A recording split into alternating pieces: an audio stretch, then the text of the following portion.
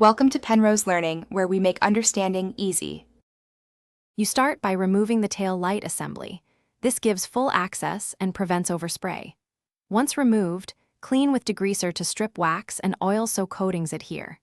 Next, sand visible paint and oxidized areas with 320 grit until dull, then follow with 600 for a smoother surface. Make sure to tape surrounding paint. You do this now because adhesion depends on a contaminant-free, abraded surface.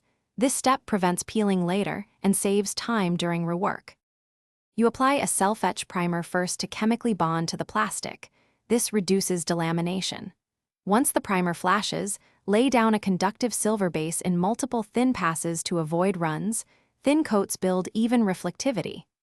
After the base cures, use a chrome conversion spray or an electroplating kit following manufacturer dwell times. This creates the mirror finish. Make sure to rotate the piece for uniform coverage and allow full cure before clear coat to lock the chrome layer in place. You finish with an automotive clear coat to protect the chrome and reduce micro scratches. Apply thin layers and let cure at least 24 hours.